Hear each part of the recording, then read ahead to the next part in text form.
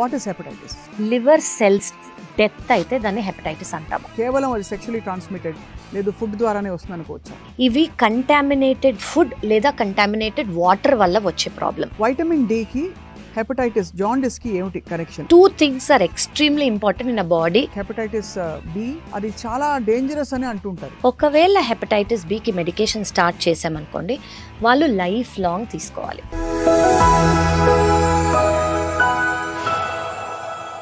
ఇది కేవలం సమాచారంగా మాత్రమే భావించండి. వైద్య నిపుణులను సంప్రదించండి. Hello and welcome to Sakshi life.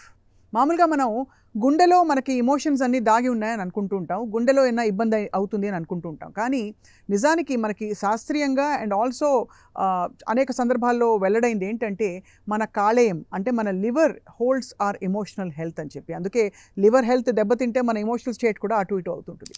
ఇవాళ మనం లివర్ హెల్త్లో ఒక చాలా కీలకమైన అంశం గురించి మాట్లాడబోతున్నాం. హెపటైటిస్ వినడానికి చాలా భయంకరం, కానీ దీనికి ప్రివెన్షన్ ఉంది, సిమ్టమ్స్ ఎలా రికగ్నైజ్ చేయాలో అనే ఒక పద్ధతి ఉంది, అండ్ క్యూర్ కూడా చాలా బాగుంది ఇప్పుడు వచ్చిన శాస్త్రీయ టెక్నాలజీ తోటి. We have with us eminent hepatologist, youngest hepatologist in India, అంటే ఇండియా బుక్ ఆఫ్ రికార్డ్స్లో యంగెస్ట్ హెపటాలజిస్ట్ అయినందుకు తన పేరు కూడా నమోదు చేసుకున్నారు. Doctor Kavya from Kamineni hospitals. Let's talk to her. నమస్కారం అండి. నమస్కారం అండి. కావ్య గారు, యు ఆర్ ఆల్రెడీ నోన్, మీరు సుపరిచితులు సాక్షి లైఫ్ ప్రేక్షకులకి. లాస్ట్ టైం మీరు చెప్పిన ఇన్ఫర్మేషన్ చాలా అందరికీ చాలా యూస్ఫుల్గా అనిపించింది. సో ఇవాళ I want to ask you straight question అండి. ఎందుకు ఎమోషన్స్ అండ్ ఎమోషనల్ హెల్త్ని లివర్తో ముడిపెడతారు మామూలుగా? సో బేసిక్లీ గట్ హెల్త్, లివర్ కన్నా నేను గట్ అని చెప్తాను. Gut health, brain health are very interlinked అనమాట. సో మన గట్లో ఉన్న బ్యాక్టీరియా, మన గట్లో ఉన్న గుడ్ బ్యాక్టీరియా, బ్యాడ్ బ్యాక్టీరియా అది డిస్బయోసిస్ అయిందనుకోండి, డిస్రెగ్యులేషన్ అయిందనుకోండి, బ్యాడ్ బ్యాక్టీరియా అనేది ఎక్కువ అయిపోయి గుడ్ బ్యాక్టీరియా తక్కువ అయితే డైరెక్ట్గా బ్రెయిన్కి ఇంటర్లింక్ ఇది. సో మేము చాలా కండిషన్స్ కూడా చూస్తూ ఉంటాం మా gastroenterology, hepatology ప్రాక్టీస్లో.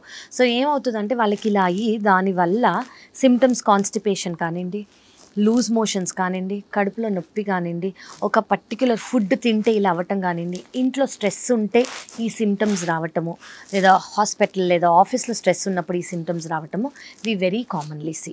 So stress, brain health, emotional health directly related to your digestive system. So అది చాలా జాగ్రత్త పడాల్సిన విషయం. సో రెండు అంశాలు మనం పరిశీలించాం గతంలో కూడా. ఒకటి, లివర్ సరిగ్గా ఫంక్షన్ కాకపోవడం, కామన్గా లైఫ్ స్టైల్ రిలేటెడ్గా వచ్చే లివర్ హెల్త్ ఇష్యూస్ గురించి మాట్లాడాం. ఇవాళ టార్గెటెడ్గా హెపటైటిస్ గురించి మాట్లాడదాం. What is hepatitis? హెపటైటిస్ అన్న పదానికి మీనింగ్ ఏంటంటే జనరలీ లివర్ సెల్స్ డెత్ అయితే దాన్ని హెపటైటిస్ అంటాము. సో మన బాడీలో ఓన్లీ రీజనరేటివ్ ఆర్గన్ ఏంటి అంటే అది లివర్. సో లివర్కి జనరల్గా ఏదైనా ఇన్సల్ట్ వచ్చిందనుకోండి, లివర్కి ఏదైనా ప్రాబ్లం వచ్చిందనుకోండి, లివర్ సెల్ డెత్ అవుతుంది, కానీ మళ్ళీ లివర్ రీగ్రో అవుతుంది, రీజనరేట్ అవుతుంది. దీన్ని లివర్ సెల్ డెత్ ఉన్నప్పుడు దీన్ని హెపటైటిస్ అని అంటాము. సో హెపటైటిస్ మీనింగ్ ఏంటంటే ఏదన్నా ప్రాబ్లం వల్ల లివర్ సెల్ డెత్ అయితే దీన్ని హెపటైటిస్ అని అంటాము. సో హెపటైటిస్ అనేది చాలా రీజన్స్ వల్ల వస్తుంది. సో ఇది we can talk about today. ఇది వైరస్ అయి ఉండొచ్చు, ఏదైనా అయి ఉండొచ్చు. Liver cells death liver cell డెత్ని హెపటైటిస్ అని అంటాం అనమాట. సో ఈ హెపటైటిస్ అనేది చాలా రీజన్స్ వల్ల అవ్వచ్చు. సో ఇది హెపటైటిస్ ఏ అయి ఉండొచ్చు, హెపటైటిస్ బి అయి ఉండొచ్చు, hepatitis C, hepatitis D, hepatitis E. Generally hepatitis D అనేది మనం చాలా తక్కువ చూస్తాం. ఏ, బి, సిఈ మనం కామన్గా డీల్ చేసే వైరసెస్. చాలా కామన్గా సోకుతూ ఉంటాయా లేక అన్కామన్గా వస్తాయా? అంటే ఉదాహరణకి స్పెసిఫిక్గా కేవలం అది సెక్షువల్లీ ట్రాన్స్మిటెడ్ లేదు ఫుడ్ ద్వారానే వస్తుంది అనుకోవచ్చా? కరెక్ట్ అండి, ఇది ఇంపార్టెంట్ క్వశ్చన్. ఇది అంత కామన్ కాదు. So hepatitis A and hepatitis E ఏవైతే ఉన్నాయో, ఏ అండ్ ఈ, ఇవి కంటామినేటెడ్ ఫుడ్ లేదా కంటామినేటెడ్ వాటర్ వల్ల వచ్చే problem. So feco oral route అంటాం. అంటే ఒక person, for example panipuri vendor అని అనుకోండి, ఆయనకి హెపటైటిస్ ఏ ఉంది, ఆ హ్యాండ్ ఆయనకున్నది లూజ్ టూస్లో ఆయనకి ఏమైనా సఫర్ అవుతున్నప్పుడు అదే హ్యాండ్తో ఆయన వాటర్లో చేయి పెట్టారు అని అనుకోండి, ఆ కంటామినేటెడ్ వాటర్ మనం తాగాము అని అనుకోండి, అక్కడి నుంచి రావచ్చు. So this could be because of contaminated food or contaminated water. It is not because of him. If the virus is there, ఆ వాటర్లో ఉంది అని అంటే దానివల్ల వస్తుంది అనమాట. బట్ అతని వల్ల వచ్చింది, అతనికి ఒకవేళ ఉంటే అని అన్నారు కదా మీరు. సో ఇప్పుడు for example he's not rubbed his hands well, washed his hands well. So ఆయనకి లూజ్ టూల్స్ ఉన్నాయి, ఆయనకి వామిటింగ్ ఉంది, ఆయన he's not clean himself well, or ఆయన యూజ్ చేసే వాటర్లో హెపటైటిస్ ఏ ఉంది, హెపటైటిస్ ఈ ఉంది. సో దానివల్ల రావచ్చు. సో అది A and E. It is only purely because of contaminated food లేదా కంటామినేటెడ్ వాటర్. ఎస్పెషలీ ఈ సీజన్లో, ఇప్పుడు రెయినీ సీజన్లో ఏంటంటే ఐ వుడ్ సజెస్ట్ రా ఫుడ్స్ అంటే సాలెడ్స్ తీసుకుంటారు కదా, that is better to be avoided. And water తీసుకుంటున్నారు అనుకోండి, always better boiled cold water. And hepatitis B and hepatitis C is purely because of body fluids. Body fluids ante it can be sexually transmitted, మీరు అడిగినట్టు. So it can be because of, so ముందు ఏముండేదంటే ఎవరికైనా blood products ఇచ్చేటప్పుడు, ఇప్పుడు ఎవరికైనా accident అయింది, ఎవరికైనా surgery అవుతుంది, ఎవరికైనా ట్రీట్మెంట్ అవుతుంది, సో ఫ్యామిలీ మెంబర్స్ కానివ్వండి, ఫ్రెండ్స్ కానివ్వండి, వెల్ విషర్స్ కానివ్వండి, హెపటైటిస్ స్క్రీనింగ్ లేకుండా ఒకవేళ బ్లడ్ ప్రోడక్ట్స్ ఇచ్చారనుకోండి, వాళ్ళకి ఏదైనా ఉండుంటే వీళ్ళకి వచ్చే ఛాన్స్ ఉంది. కానీ వెరీ గుడ్ అడ్వాన్స్మెంట్స్ మన మెడికల్ ఫీల్డ్లో లాస్ట్ 15 years ఆర్ మోర్గా ఏంటంటే ఎవరన్నా బ్లడ్ ప్రోడక్ట్స్ ఇప్పుడు ఇస్తున్నారనుకోండి, వాళ్ళకి బీసీ ఉందా అని స్క్రీన్ చేసే ఇస్తున్నాము. సో బాడీ ఫ్లూయిడ్స్ ద్వారా స్ప్రెడ్ అయ్యే ఛాన్స్ ఉంది. సెకండ్ ఏంటంటే సెక్షువలీ ట్రాన్స్మిట్ అయ్యే ఛాన్స్ ఉంటుంది. So BNC generally body fluids ద్వారా, A and E contaminated food and contaminated water ద్వారా స్ప్రెడ్ అవుతుంది. అన్నిటికీ సిమ్టమ్స్ ఒకేలా ఉంటాయండి? సో AEకి చాలా కామన్. వీళ్ళకి ఏముంటుందంటే ఫస్ట్ అండ్ ఫార్మోస్ట్ ఫెటీగ్ ఉంటుంది, వీక్నెస్ ఉంటుంది, లాస్ ఆఫ్ ఎపటైట్ ఉంటుంది, నాజియా, వామిటింగ్ వచ్చే సెన్సేషన్, వామిటింగ్. అండ్ మనకి క్లియర్గా ఏం తెలుస్తుందంటే జాండిస్ ఉన్నప్పుడు జనరలీ 3 బిలిరుబిన్ 3 కన్నా ఎక్కువ ఉంటే వాళ్ళ స్క్లీరార్లో అంటే ఐస్లో కానివ్వండి, బాడీలో కానివ్వండి, యూరిన్లో కానివ్వండి, పచ్చ కామర్లు. సో జాండిస్ అంటే పచ్చ కామర్లు. ఈ పచ్చ కామర్లు అదే లివర్ ఫంక్షన్ టెస్ట్లో మనకు తెలుస్తాయి. ఈ లివర్ ఫంక్షన్ టెస్ట్లో టోటల్ బిలిరుబిన్ అని ఒక టెస్ట్ ఉంటుంది. ఆ టోటల్ బిలిరుబిన్ 3 కన్నా ఎక్కువగా ఉంటే వాళ్ళకు ఉండే సిమ్టమ్స్ ఏంటంటే కళ్ళలో కనిపించడం కానివ్వండి, యూరిన్లో కనిపించడం కానివ్వండి, బాడీలో అంతా ఎల్లోగా ఉండటం కానివ్వండి తెలిసిపోతుంది. సో జనరల్గా హెపటైటిస్ A, హెపటైటిస్ E అనేది ఈ కామన్, వీటిని ఫ్లూ లైక్ సిమ్టమ్స్ అని అంటాము. Generally nausea, vomiting, feverish, abdominal discomfort ఇవి ఉంటాయి. ఇవి సెల్ఫ్ లిమిటింగ్ వైరసెస్. అంటే ఏంటంటే ఈ వైరస్ అనేది వస్తుంది, పీక్కి వెళ్తుంది, దానంతట అదే మన బాడీ ఇమ్యూనిటీ ద్వారా వైరస్ని క్లియర్ చేసేస్తుంది బాడీ. కానీ అరౌండ్ 5 to 10% మంది ఫెయిల్యూర్లో వెళ్ళే ఛాన్స్ ఉంటుంది అనమాట. So liver failure hepatitis A plus hepatitis E వల్ల కూడా అవ్వచ్చు, కానీ దాని పర్సంటేజ్ చాలా తక్కువ. సో అందుకే వీళ్ళు అడ్మిట్ అయ్యి వీళ్ళ pattern, liver function test pattern ఎలా ఉంది, వీళ్ళ లివర్ ఎంజైమ్స్ ప్యాటర్న్ ఎలా ఉందని మనం ఖచ్చితంగా చూసుకోవాలి. ఒకవేళ పెరుగుతూ తగ్గుతుంది అనుకోండి, they are in the downward trend, వాళ్ళు will become normal again. Vitamin Dకి హెపటైటిస్ జాండిస్కి ఏమిటి కనెక్షన్? అంటే సన్లైట్కి ఎక్స్పోజ్ అవ్వాలని కానీ జువెనైల్ జాండిస్లో కూడా ఎందుకు చెప్తారండి? సో బేసిక్లీ ఏంటంటే 2 things are extremely important in a body function. ఒకటి vitamin D and vitamin B12. ఈ 2 డెఫిషియన్సీస్ వల్ల హెడ్ టు టో ఏదన్నా డెఫిషియన్సీ అంటే బాడీలో ఫంక్షన్ సరిగ్గా ఉండవు. అది నెయిల్ గ్రోత్ అనుకోవచ్చు, హెయిర్ గ్రోత్ అనుకోవచ్చు, సైట్ అనుకోవచ్చు, హార్ట్ ఫంక్షన్ అనుకోవచ్చు, లివర్ ఫంక్షన్ అనుకోవచ్చు, డైజెస్టివ్ ఫంక్షన్ అనుకోవచ్చు, ఎవ్రీథింగ్. ఈ 2 are most predominant vital vitamins that are required for the body's function. So అవి తక్కువ ఉన్నాయి అనుకోండి, ఇప్పుడు కొంతమంది they come to me with just weakness. So they will think నాకేదో జాండిస్ ఉందో, but just vitamin B12 check చేస్తే that will be low, or vitamin D check చేస్తే that will be low.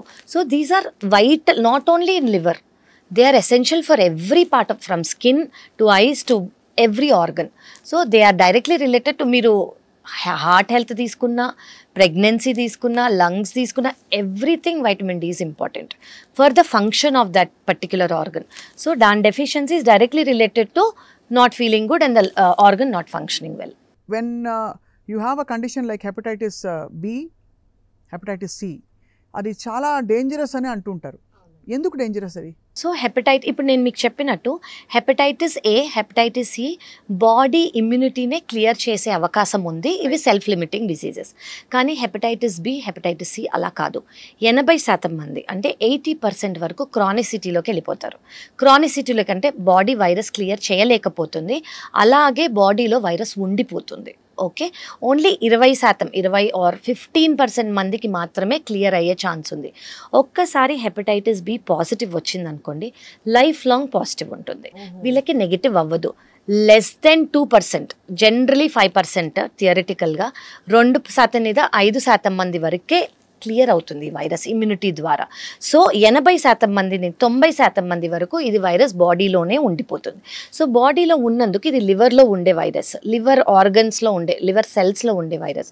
So దీనివల్ల ఏమవుతుందంటే లివర్ అనేది permanent liver damage వెళ్ళే chance ఉంటుంది. Especially hepatitis B, hepatitis C వల్ల. బికి ఎక్కువ ప్రిడామినెన్స్ ఏంటంటే పర్మనెంట్ లివర్ డ్యామేజ్ అంటే సిరోసిస్, లేదా లెస్ దెన్ 10% మందికి హెపటోసెల్లార్ కార్సినోమా అంటే లివర్ క్యాన్సర్ వచ్చే ఛాన్స్ ఉంటుంది. అది హెపటైటిస్ బి, హెపటైటిస్ సి వల్ల. అందుకే హెపటైటిస్ బి, హెపటైటిస్ సి ఉంటే ఫస్ట్ మనం చూడాల్సింది ఏంటంటే ఇది బాడీ ఫ్లూయిడ్స్ ద్వారా స్ప్రెడ్ అయింది కాబట్టి ఫ్యామిలీ మెంబర్స్ని స్క్రీన్ చేయాలి. ఫ్యామిలీ మెంబర్స్ని స్క్రీన్ చేసి వాళ్ళకి హెపటైటిస్ బి, హెపటైటిస్ సి ఉందా, especially spouse and partners. Hepatitis B ఉందనుకోండి, ఒకవేళ స్పౌస్కో పార్ట్నర్కో, because is sexually transmitted, first spouse పార్ట్నర్ని చెక్ చేసుకోవాలి. చేసుకున్నాక వాళ్ళకి పాజిటివ్ ఉంటే వాళ్ళు మా దగ్గరికి వస్తే మనం ఈ హెపటైటిస్ బిని ఎలా కంటిన్యూ చేస్తాం ఈ పేషెంట్కి, వాళ్ళకి అలాగే కంటిన్యూ చేస్తాం. అదే వాళ్ళకి నెగిటివ్ ఉందనుకోండి, వ్యాక్సినేషన్ అనేది ఇస్తాము. దానికి 3 డోసెస్ ఉంటాయి. అంటే 0 month, 0, 1 and 6. ఈరోజు ఒక డోస్ ఇచ్చామనుకోండి, ఈ రోజు నుంచి 1 month తర్వాత సెకండ్ డోస్, ఈ రోజు నుంచి 6 months తర్వాత థర్డ్ డోస్. సో వాళ్ళకి లైఫ్ లాంగ్ ప్రొటెక్షన్ ఉంటుందన్నమాట. Even if they are with the partner, hepatitis B positive partner ఉన్నా కూడా వాళ్ళు వ్యాక్సినేషన్ తీసుకున్నందుకు they are protected.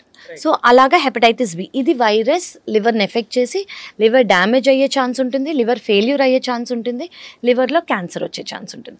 One good thing ఏంటంటే హెపటైటిస్ బికి, హెపటైటిస్ ఏకి వీ హ్యావ్ వ్యాక్సిన్.